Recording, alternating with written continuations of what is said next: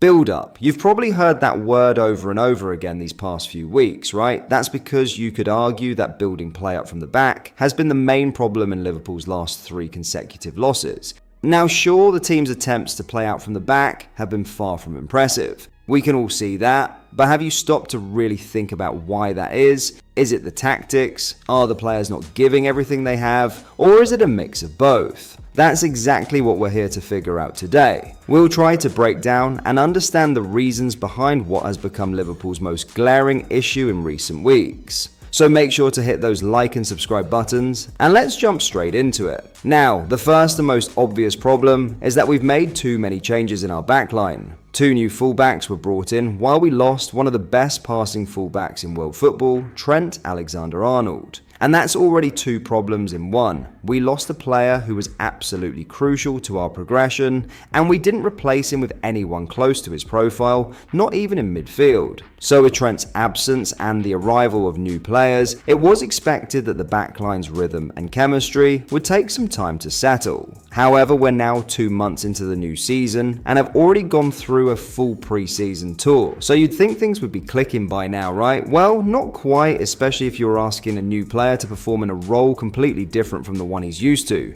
We're talking about Jurgen here, guys. Now sure, he might have been underwhelming so far, but he's not completely to blame for that. The guy's used to pushing high up the pitch, constantly making overlapping runs and holding the width. That's the kind of player he is. But Slot has been using him in a completely different way. At first, Jurgen was asked to operate almost like a third centre-back, sitting deep to provide a passing option during build-up and to help circulate the ball. The problem is, this limited him so much that he became almost invisible in some matches.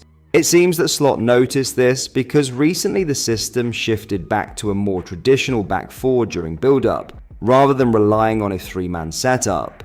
Unfortunately, this change hasn't really helped Jurgen either. He's still being told to stay deep and support the progression from the back, something he simply isn't used to. And that unfamiliar role has been one of the main reasons why our build-up from the left side has struggled so much. Let's take a look at some clear examples from our game against Galatasaray. Check out these images on screen and see if you notice something about Jurgen. Drop it in the comments if you spot it. Done? Alright, here's what's happening. When he's getting ready to receive the ball, whether it's still at his teammates' feet or already on its way, Milos isn't opening his body enough to face the play. Most of the time he's either positioned with his shoulder turned toward the central area or facing completely backward. This small detail has a huge impact. When you receive the ball like that, you make your team's intentions easy to read. The opponent can see exactly where the next pass might go, which makes it simple for them to block passing lanes. That's why the inside pass to Gravenberch often becomes marked and risky, forcing Jurgen to play it back instead. On top of that, when the opposition applies enough pressure, he struggles to play around their block because his body position limits his options. Is this a disaster? Well, not exactly. As we mentioned earlier, Jurgen is still adapting to what Arne Slot wants from him. That third centre-back setup didn't do him any favours, as it completely took away his ability to surge forward the way we know he can. Now that he has more freedom to advance, the focus should be on improving his body orientation and his preparation to receive the ball when we're trying to play through pressure from deep areas. So, is this something that can be coached? Absolutely. There's no doubt that Jurgen will get better in this aspect, especially considering his age. He's still very young, and people often forget how much development players can still go through at that stage. But guys, that left-hand side isn't the only problem in our build-up. We also lost Trent Alexander-Arnold, and let's be honest, he was a game changer with his passing. His ability to break lines with a single ball was something teams feared. Without him, it feels like opponents are pressing us more aggressively because they know that threat is gone. Right now, we've got Frimpong and Bradley, who are both more ball carriers than playmakers. And to make things even trickier, Frimpong has often been positioned much higher than a typical Arne Slot fullback, sometimes even starting on the wing rather than in a traditional defensive role. Unfortunately, this shift has exposed another issue, particularly when we're put under pressure. This time, we're talking about Ibrahima Konate. It's fair to say he hasn't had the best start to the season. The French centre-back has looked underwhelming compared to his usual standards, and because of that, people have started to scrutinise every part of his game. Let's break down why that is and what's really happening. See, we actually believe that Konate is not a bad passer of the ball, despite what a lot of people are saying. If you need proof, just go back and watch his performance in our 3-0 win against Bournemouth last season.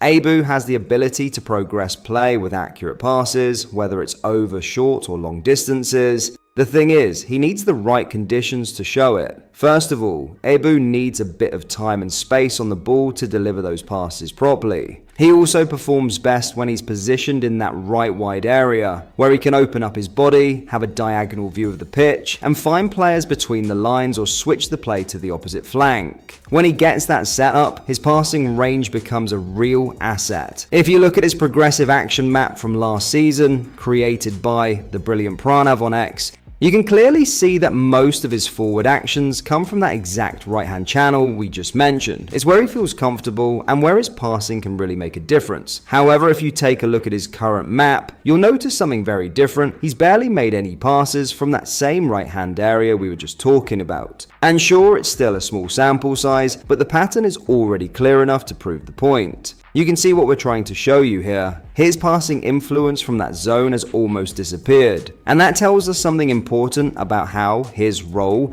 and positioning have changed this season. This could come down to two main things. The first is that teams are now defending much deeper against us, which often leaves Konate higher up and more central when he's on the ball, trying to unlock a tight defensive block. The second is that when opponents press us high, Ibu and Van Dijk are not splitting wide enough to give Ibu the space to receive in that right-hand channel. As a result, when he gets the ball inside the box, he doesn't have the right angle or vision to find the best passing options. Let's take an example from the Chelsea game where they pressed us high and went almost man-to-man. Just like with Kirkez, Ibu doesn't always put himself in the best position to play out under pressure. Watch how he receives the ball here. He stops it dead and stays flat as he takes his touch instead of opening up his body to find Bradley on the outside.